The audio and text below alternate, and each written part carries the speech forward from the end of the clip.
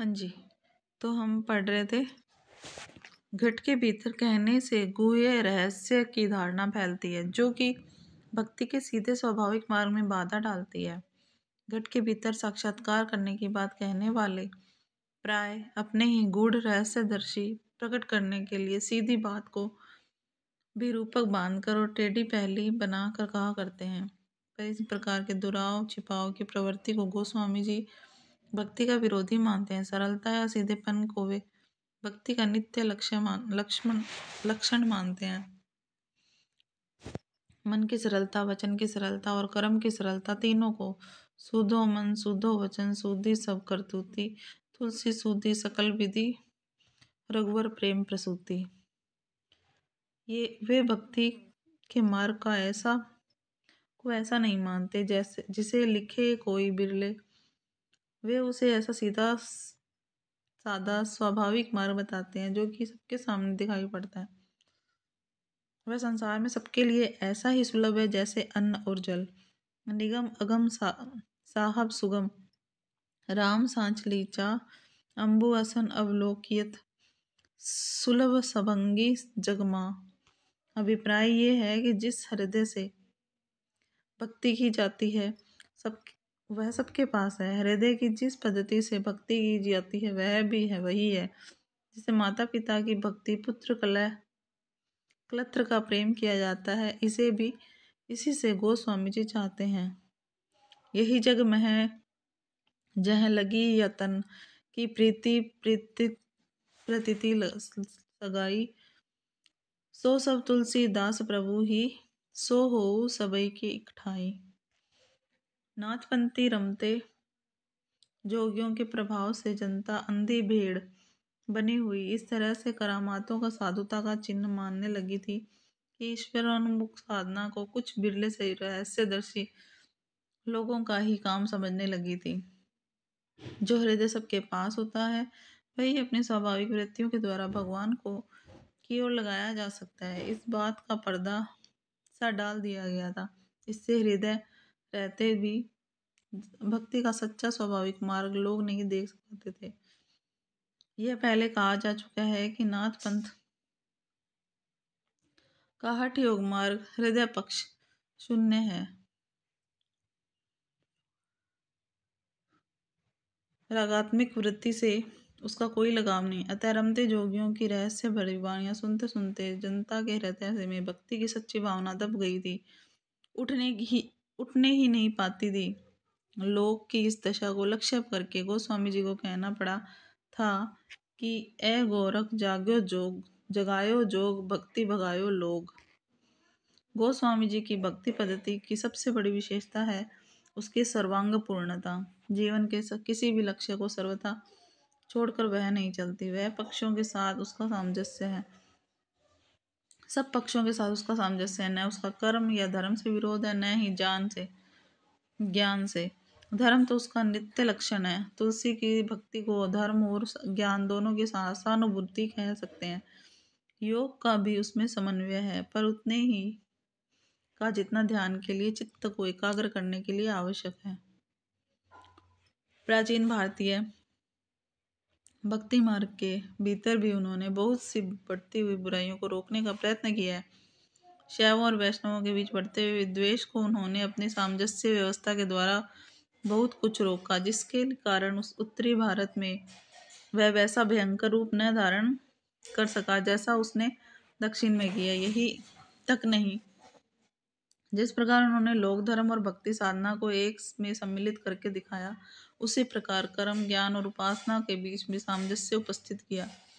मानस के बालकांड में संत समाज का जो लंबा रूपक है वह इस बात को स्पष्ट रूप से सामने लाता है। भक्ति की चरम सीमा पर पहुंचकर भी लोक पक्ष उन्होंने नहीं छोड़ा। लोक संग्रह का भाव उनकी भक्ति का एक अंग था। कृष्णोपासक भक्तों की इस अंग की कमी थी। उनके बीच उपास्य और उपासक के संबंध की ही गूढ़ व्यंजना हुई। दूसरे प्रकार के लोक व्यापक नाना संबंधों के कल्याणकारी सौंदर्य की प्रतिष्ठा नहीं हुई। यही कारण है कि इनकी भक्ति रस्म भरी वाणी जैसे मंगलकारिणी मानी गई, वैसे ही वैसे और कहीं नहीं। आज राजा से रंक तक के घर में गोस्वामी जी का रामचरितमानस विराज रहा है। प्रत्येक प्रसंग पर इनका चौपाइयाँ कही जाती हैं। अपनी सगुण उपासना का निरूपण गोस्वामी जी ने कई ढंगों से किया। रामचरितमानस में नाम और रूप दोनों को ही ईश्वर की उपाधि कहकर वे उनसे उसकी अभिव्यक्ति मानते हैं। नाम रूप दुई इस उपाधि अकत अनादि सुसामुचि सादी। नाम रूप गति अकत कहानी समझत सुदन सुखद न परति बखानी।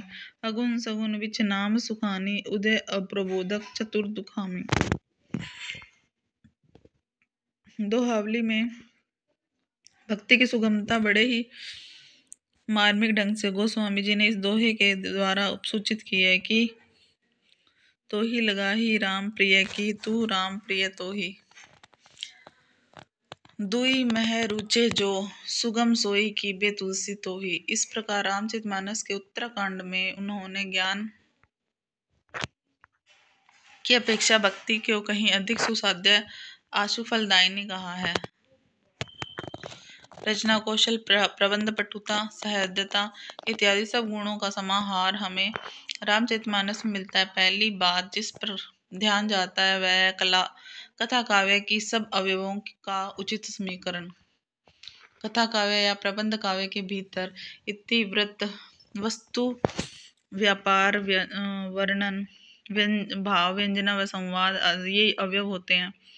न तो अयोध्यापुरी की शोभा बाल लीला नक्शिक जनक की वाटिका अभिषेकोत्सव इत्यादि के वर्णन बहुत लंबे होने पाए हैं, न ही पात्रों के संवाद, न प्रेम शोक आदि के भावों की व्यंजना। इतिवृत्त की श्रृंखला भी कहीं से टूटती नहीं है।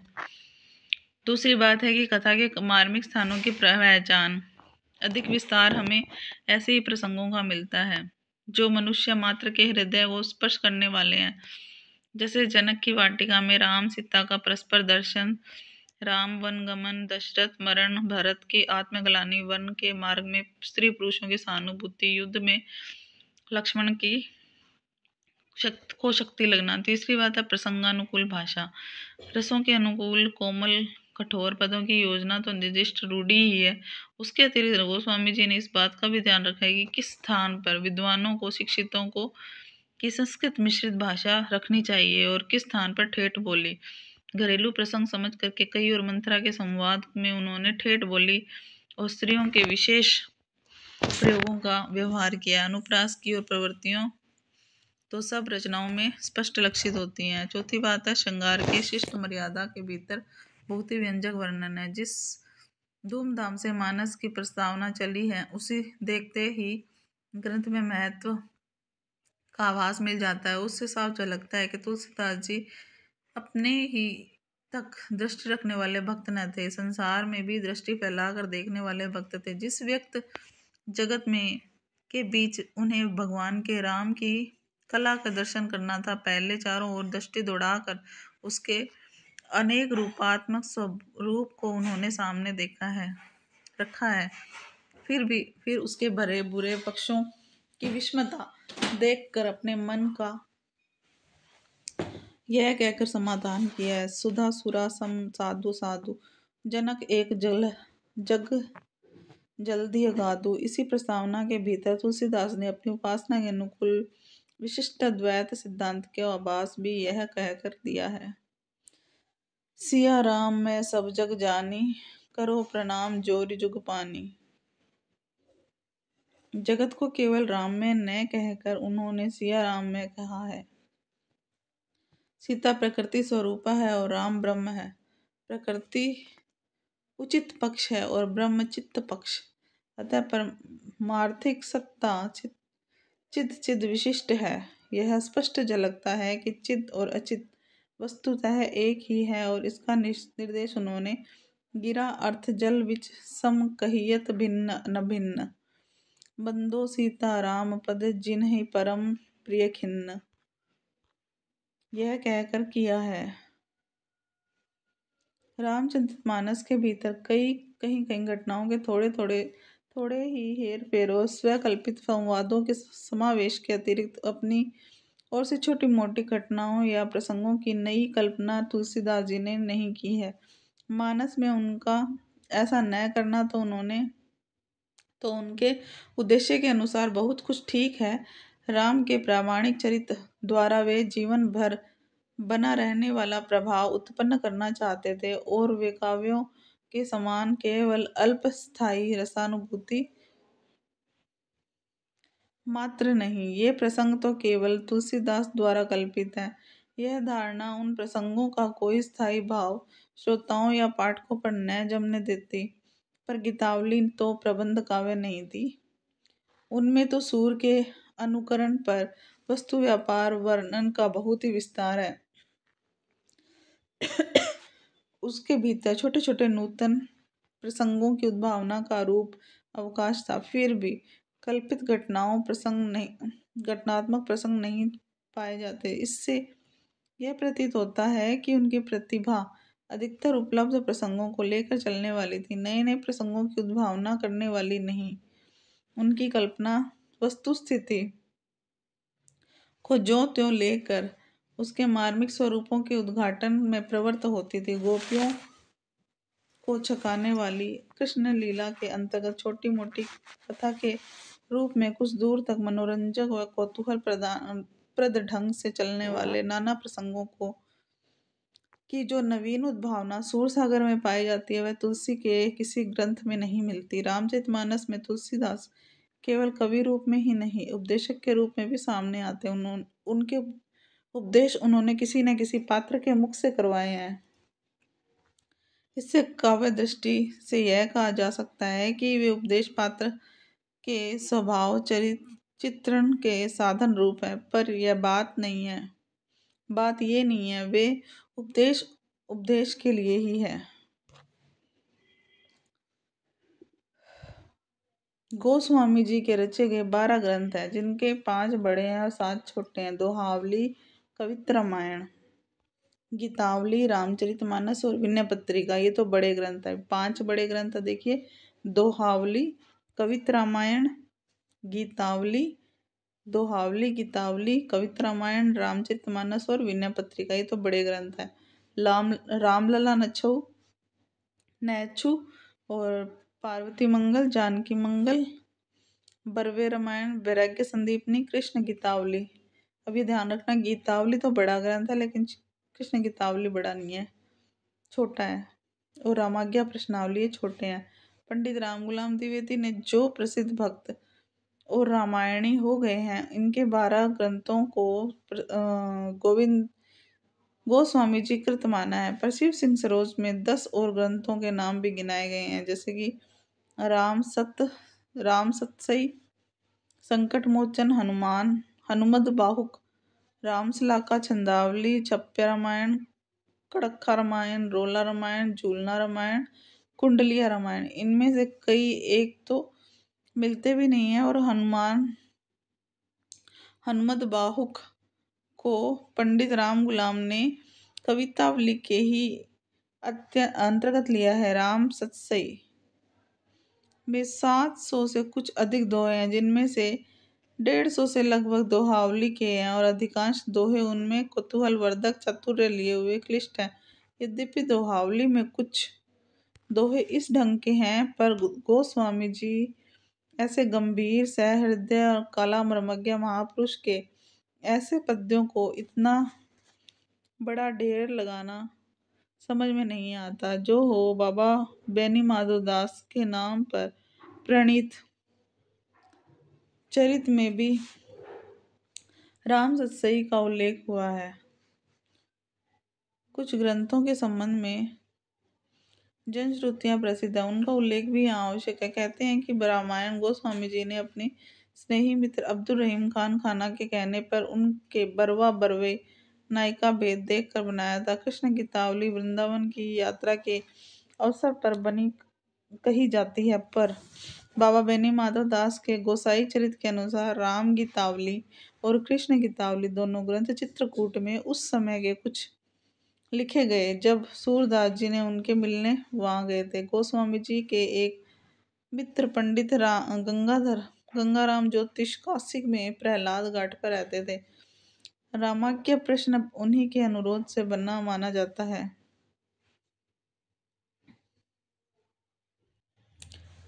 हनुमान बाहुक से तो प्रत्यक्ष है कि वह बाहुओं में असहाय पीड़ा उठने के समय रचा गया। विनय पत्रिका में बनने के कारण यह कहा जाता है कि जब गोस्वामी जी ने काशी में राम भक्ति की गहरी धूम मचाई, तब एक दिन कलिकाल तुलसीदास जी के प्रत्यक्ष में आकर धमकाने लगा। उन्होंने राम के दरबार में रखने के लिए वह पत्रिका या अर्जी लिखी।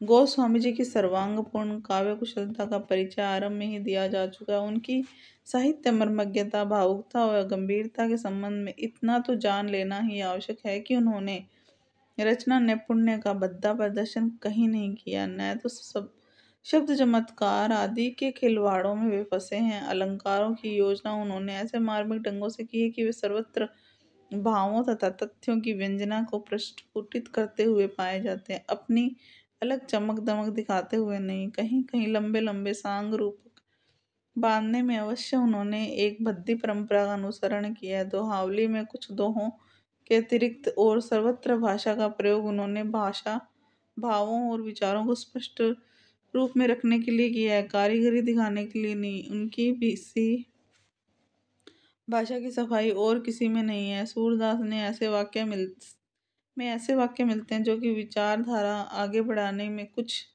भी योग देते नहीं पाए जाते, केवल पाद प्रत्यर्थ ही लाए हुए जान पड़ते हैं। इसी प्रकार तुकांत के लिए शब्द भी तोड़े मरोड़े गए हैं।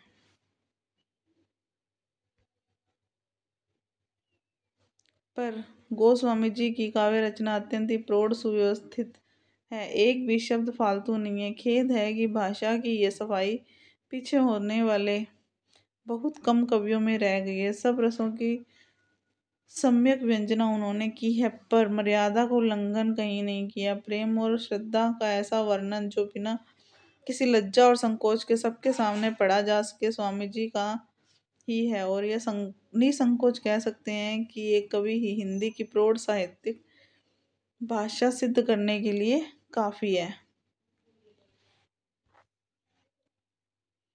तो अभी तक हमने तुलसीदास जी के बारे में पढ़ा है। तो ये जो फर्स्ट ग्रेड एग्जाम है उसमें तुलसीदास जी स्पेशल है, तो आप लोगों के लिए इम्पोर्टेंट ही है वैसे ये।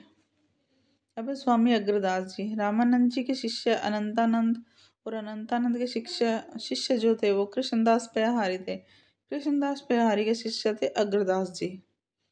पहले रामानंद जी थे, रामानंद के शिष्य है अनंतानंद।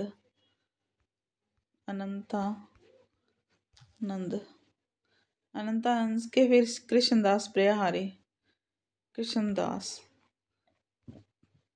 पयाहारी, फिर है अग्रदास जी।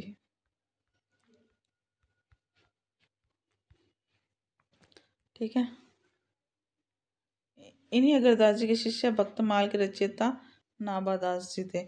गलता राजपुताना में प्रसिद्ध गद्दी, ये जो अजमेर के अंदर है, गद्दी का पहले उल्लेख हो चुका है। वहीं वे रहा भी करते थे और संवत 1632 के लगभग वर्तमान थे। इनकी बताई हुई 4 पुस्तकें हितोपदेश, उपाख्याना, बावनी, ध्यान मंजरी, राम ध्यान मंजरी, कुंडलिया। इनकी कविता उसी रंग की है जिस ढंग के कृष्णोपासक नंददास जी की। उदाहरण के लिए पद्य देखिए। कुंडल ललित कपोल जुगल अस परम सुदेशा, तिनको निरखी प्रकाश लजत राकेश दिनेशा, मेचक कुटिल विशाल सरोरु नैन सुहाए, मुख पंकज के निकट मानो अली छोना आए। इनका एक पद भी देखिए। पहरे राम तुम्हारे सोवत, मैं मति मंद अंधा नहीं जोवत, अपमारक मारक नहीं जान्यो, इंद्री पोषी पुरुषार्थ मान्यो, और के बल अनंत प्रकारा, अगर दास के राम उदारा। नाभादास जी ये उपयुक्त अग्रदास जी के शिष्य थे, बड़े भक्त और साधु सेवी थे। 1657 के लगभग वर्तमान में थे।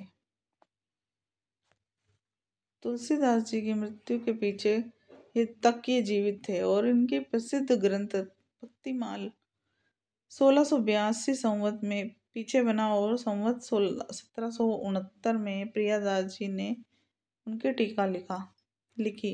इस ग्रंथ में 200 भक्तों के चमत्कार पूर्ण चरित्र 316 छप्पियों के में लिखे गए हैं।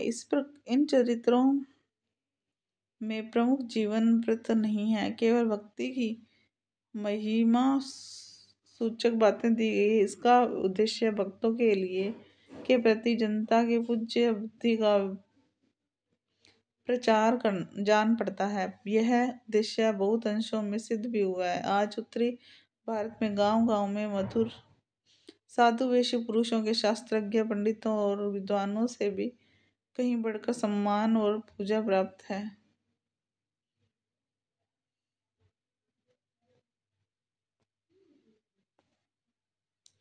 वह बहुत कुछ भक्तों की करामातों और चमत्कारपूर्ण व्रतों के सम्यक प्रचार से।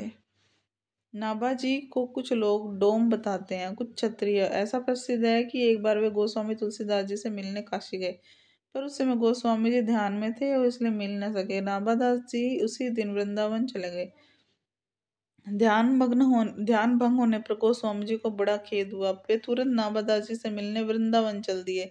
नाभादास जी के यहाँ वैष्णवों का भंडारा था और जिसमें कि गोस्वामी जी बिना बुलाए जा पहुंचे। गोस्वामी जी ये समझकर कि नाभादास जी ने मुझे अभिमानी न समझा हो, सबसे दूर एक किनारे पर बुरी जगह में बैठ गए। नाभादास जी ने जानबूझकर उनकी ओर ध्यान ही नहीं दिया। परोसने के समय कोई पात्र न मिलता था जिसमें गोस्वामी जी को खीर दी जाती है। देखकर गोस्वामी जी एक साधु का जूता उठाकर लाए और बोले, इससे सुंदर पात्र मेरे लिए क्या ही होगा। इस पर नाभादास जी ने उठकर उन्हें गले लगा लिया और गदगद हो गए।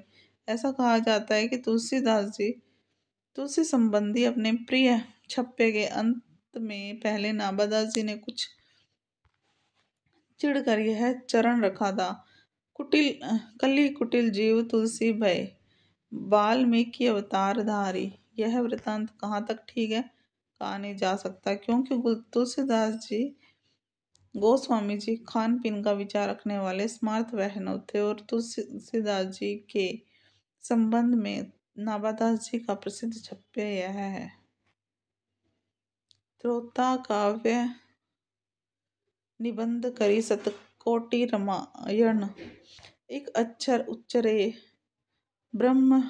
ब्रह्माद्य परायण। अब भक्तन सुख देन बहुरी लीला विस्तारी, राम चरण सम सत्ता रहत अहनिसी व्रतधारी। संसार अपार के पार को सुगम रूप नौका लियो, कली कुटिल जीव निस्तार रहित वाल्मीकि तुलसी भयो। अपने गुरु अग्रदास जी के सामने इन्होंने एक राम भक्ति संबंधी कविता की और ब्रजदाशा का ठेठा अच्छा अधिकार था और पद्य रचना में अधिक निपुणता थी। रामचरितमानस संबंधी इनके पदों का एक छोटा सा संग्रह है,